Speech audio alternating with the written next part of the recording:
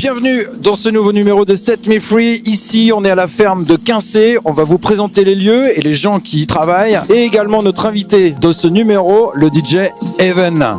C'est parti, Set Me Free numéro 2. Let's go!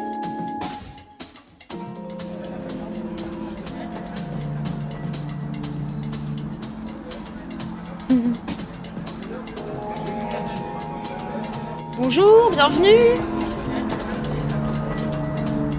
Je sais pas si vous êtes déjà venus. Non, ça je connais pas. C'est vrai. Bah du coup, on est une asso qui occupons le lieu et du coup, c'est bar associatif. Quand on est arrivé il y a 3 mois, on a construit un bar, refait la cuisine pour pouvoir faire de la bouffe et construit la scène, tout aménagé, etc. Si vous voulez, vous pouvez faire un petit tour. On a fait un potager au fond du jardin.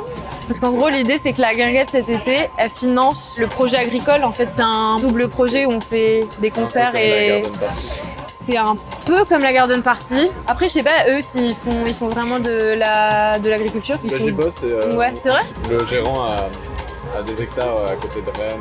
Et après, il y a le petit marché de producteurs et tout dans la garden. Ça, c'est cool aussi. Je pense qu'à terme, ce serait cool d'avoir ça dans ce quartier-là aussi. Ok, Merci beaucoup. allez-y, hein.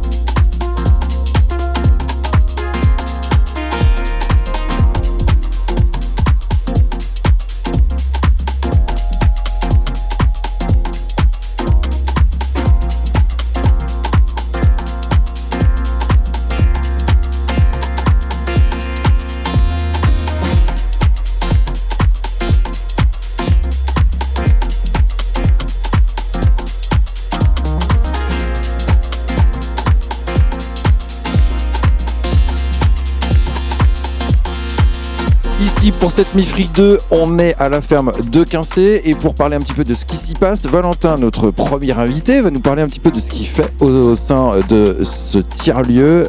Tu es directeur artistique, enfin, vous êtes plusieurs directeurs artistiques et toi tu t'occupes de quoi précisément? Alors moi je suis plutôt sur la partie communication, j'ai un background disons plutôt dans le graphisme, du coup c'est moi qui m'occupe de tout ce qui est visuel ici, toute la communication sur les réseaux sociaux etc.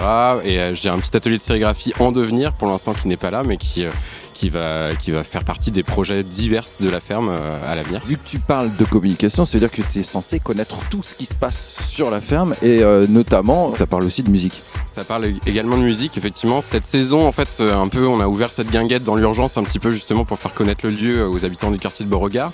L'idée, c'est d'avoir du coup de la restauration et du bar, mais surtout des concerts aussi pour accompagner tout ça. Et du coup, tous les week-ends, là, du jeudi au dimanche, on a ouvert avec des concerts de musique électronique, mais aussi du rock, du dub, voilà, plein de choses diverses.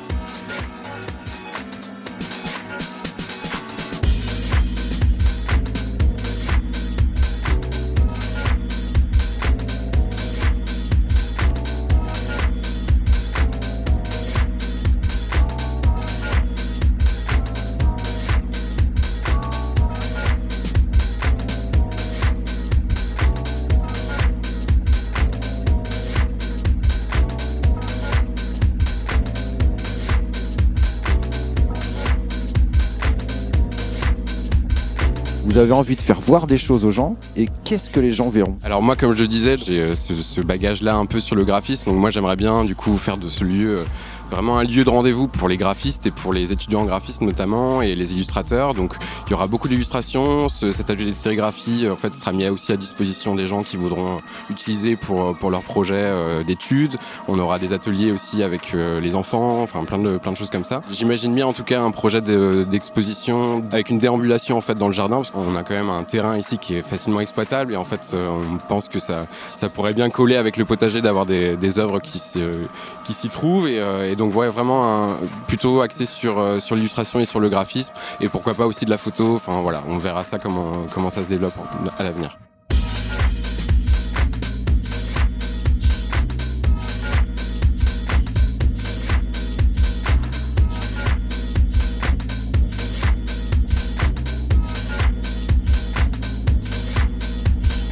Il y a une orientation qui se dessine, des œuvres avec une identité particulière qui se dessine ou alors c'est vraiment très très large? Pour l'instant c'est très large, il n'y a rien qui est défini justement, hein. Moi ça va être plutôt effectivement des trucs qui me passionnent personnellement, je pense dans un premier temps, mais en fait cette direction artistique, que ce soit sur la musique ou sur le graphisme ou l'illustration ou autre, elle se veut très large, donc en fait on est ouvert un peu à toutes les propositions qui nous seront données et voilà, moi j'imagine bien des expositions assez collectives en fait, de faire plusieurs artistes différents. Ça reflèterait aussi un peu le profil de Quincé parce qu'on est plein d'identités différentes qui tournent autour de ce lieu, donc voilà, dans les expositions je pense que ça sera aussi la même chose. Un collectif 35 volts avec énormément de personnalités et de savoirs différents, on y reviendra tout à l'heure. Je te remercie Valentin.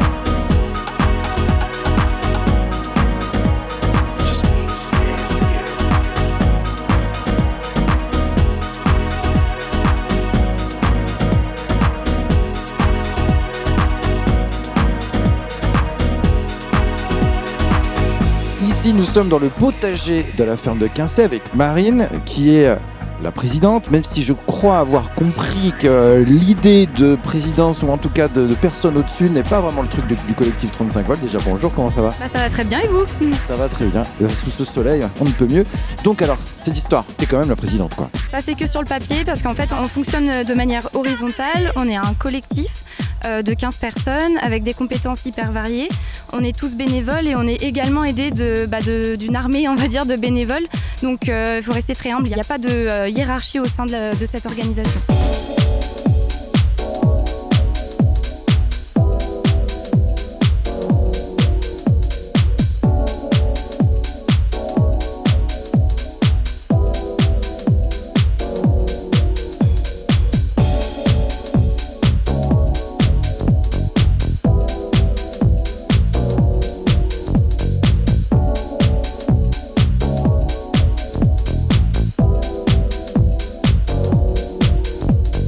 Le collectif 35 volts, il fait plein de choses. On en parlait à l'instant avec Valentin. Il y aura donc des arts visuels, il y aura des expositions. Mais c'est vrai qu'avec lui, on n'a pas trop évoqué l'espace même où on est là, c'est-à-dire l'espace, on va dire, maraîcher, potager. Tu nous en parles un peu ? Ici, on est en fait dans le potager qui en fait va esquisser les prémices de l'activité agricole qu'on va lancer à partir de l'année prochaine.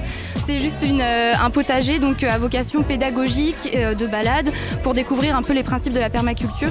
Mais ça va pas être ici qu'on va prendre toutes les ressources maraîchères pour fournir du coup la partie restauration de la ferme et les paniers hebdomadaires qu'on pourra proposer aux gens du quartier là, à partir de l'année prochaine. En fait, il faut savoir qu'autour de nous, on a 4 hectares de terre qui nous ont été donnés en gestion. Donc on a 1 hectare de l'autre côté du jardin là, qui va être exploité en maraîchage à partir du printemps prochain. Et on a un peu de zone humide qui nous entoure et également un verger qui est en friche actuellement qu'on va remettre en état. Permaculture. En quelques mots, ça veut dire quoi ? Permaculture, en fait, c'est un terme qui est très vaste, un peu fourre-tout, un peu comme le mot tiers-lieu. L'idée, c'est de venir enrichir le sol, le respecter, apporter le moins d'intrants possible. Donc, en fait, la culture va bonifier le sol. On va pas mettre d'intrants, de pesticides, et on va en fait faire en sorte aussi que toutes les espèces plantées interagissent et créent des synergies entre elles pour finalement qu'elles se protègent les unes les autres sans avoir besoin d'apporter du coup des produits chimiques. Vraiment, je synthétise. Et c'est bien aussi de rappeler un petit peu comment ça fonctionne toutes ces choses-là. Également.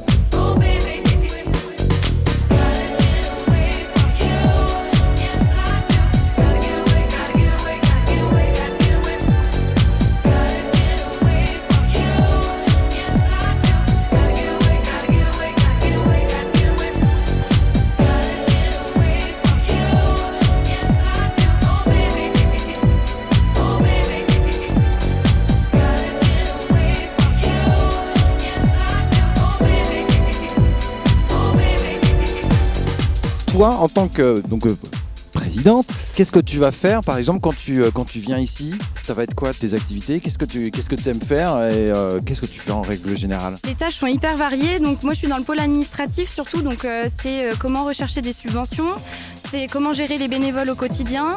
C'est tenir le bar, changer les toilettes sèches, tenir la cuisine, accueillir les gens, cueillir des petites fleurs dans le jardin aussi de temps en temps pour agrémenter les plats qu'on propose ici au public. Donc voilà, les tâches sont hyper variées. Il n'y a pas vraiment de poste de présidente. Donc tout le monde ici, au sein du collectif, a plein de tâches différentes. On peut très bien faire comme Théo de la musique, être DJ, que aller mettre un petit peu les mains dans la terre, cultiver, récolter. C'est ça. Par contre, on n'est pas maraîcher. Donc on a recruté un maraîcher qui va arriver dans le collectif à partir de octobre. C'est lui qui va vraiment être en charge de l'exploitation agricole. Et sur tout le reste, du coup, on fait en fonction de nos compétences. Il faut savoir que dans les 15 personnes du collectif, on a tous des compétences variées. On a une architecte, on est 2 urbanistes, on a une juriste, on a des intermittents du spectacle, autant du côté technique que production artistique. On a des profils hyper complémentaires, enfin on l'espère, et on fait en fonction des compétences de chacun. La ferme de Quincey, vous l'aurez compris, c'est très vaste, un gros projet. Pour en savoir plus, comment Comment ça se passe? Comment on vous retrouve? Est-ce qu'il y a un site internet? Vous êtes sur les réseaux sociaux, j'imagine? Comme beaucoup de choses ici, tout est un peu en chantier. Et, pour l'instant, pour nous retrouver, c'est tout simple. Vous pouvez aller sur la page Facebook du collectif 35 volts, donc ferme de Quincé 35 volts. On a également un groupe bénévole qui est sur Facebook. Vous pouvez nous retrouver sur Instagram. Et nos événements sont aussi en partie relayés par la ville de Rennes et la direction de quartier. Donc par exemple, cet été à Rennes, on était dans la programmation et puis la direction de quartier relaie aussi nos événements. Merci Marine.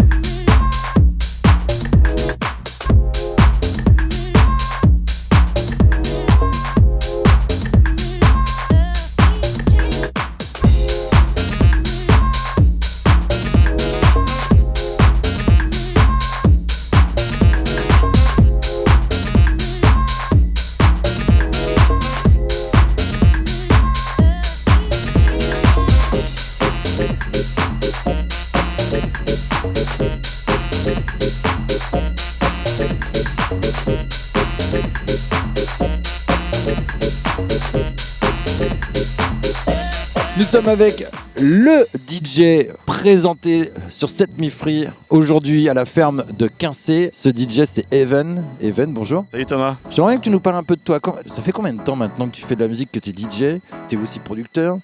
Ça fait un bout de temps là. Il y a DJ et DJ. J'ai commencé à mixer à début 2000 avec les platines de mon grand frère. Donc là, je commençais vraiment à tâter vraiment le son en mixant, mais c'est arrivé plus tard quand j'avais 18 ans dans les bars. Et là, j'ai commencé à mixer vraiment en public. Je viens du hip-hop, donc j'ai commencé hip-hop.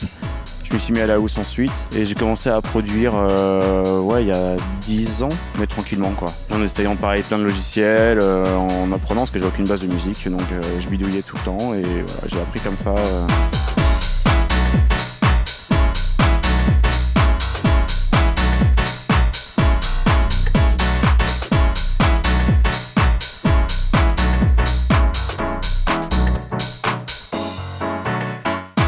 Ceux qui savent, tu viens du Mans, tu as commencé à mixer donc là-bas, et ensuite tu es arrivé à Rennes. Comment ça s'est passé l'accueil à Rennes?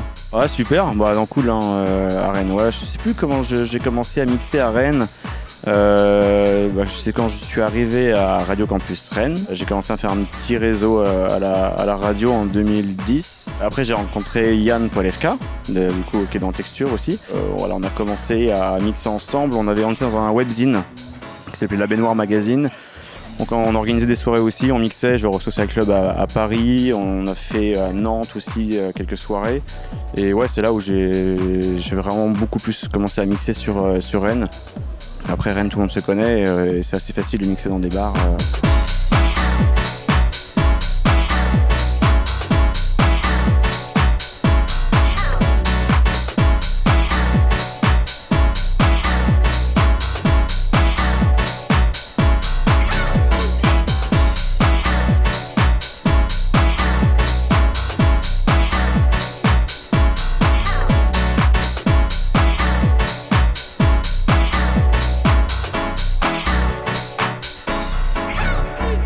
Tu rencontres Yann et là, il y a l'aventure Texture qui démarre. Ça s'est passé comment tout ça? Ah ouais, ça a mis un peu de temps parce que Yann a fondé Texture, si je ne me trompe pas, en 2014 avec Adrien HMS. Ils l'ont créé tous les deux et moi je suis arrivé un an et demi après. En fait, du coup j'étais pote avec Yann, ils organisaient une soirée, c'était la 2e ou 3e soirée et ils avaient besoin de platines vinyles et du coup je leur ai dit ouais je vous prête mes platines, par contre je suis chaud de faire la warm-up. Donc j'ai fait un set dub techno, chose que je ne fais jamais parce que je mixe pas du tout de techno et puis suite à ça en fait j'ai intégré l'asso en tant que trésorier et puis l'aventure a commencé. Les projets Even à suivre, qu'est-ce qui va se passer? J'imagine que tu as pas mal de petits disques qui sortiront, des dates.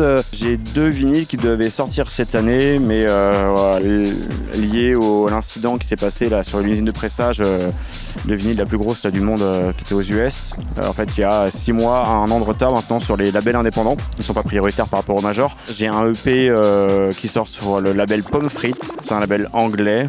Vous tournez vraiment sur la French House qui devait sortir là, mais sortira je pense début 2022 où je fais un split EP avec Guchon, un mec de Tokyo. Donc c'est assez cool. Le prochain vinyle ça sera sur le label de Toronto qui s'appelle Sélection. Et là c'est pareil, c'est 4 titres. Il y aura quelqu'un qui fera un remix aussi. Et ça sortira là en octobre et ça sortira je pense octobre 2022.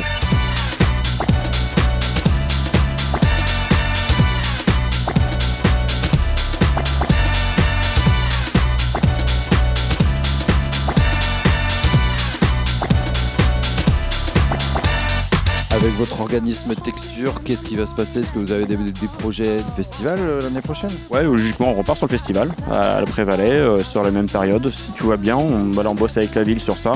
Encore une fois, faut pas l'oublier, c'est Yann qui pilote beaucoup l'asso. Donc il bosse vraiment dur sur ça avec Aurélien, qui est notre DA. Et donc ouais, on prépare plusieurs teufs sur Rennes dans des lieux qu'on a déjà fait, des lieux qu'on n'a pas encore fait. Il y a petite jauge, et moyenne jauge et très grosse jauge.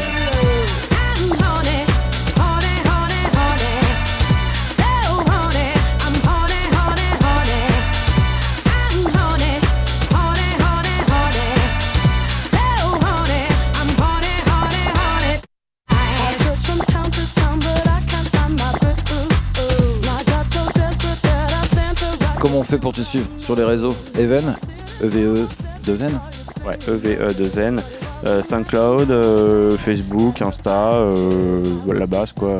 Mais je suis pas très bon en com, c'est vrai que je suis pas toujours à jour, mais voilà, mes actus sont dessus et ouais, comme ça tu peux tout suivre au niveau des sorties sur ce qui se passe. Even au platine de la ferme de Quincé. Merci Even.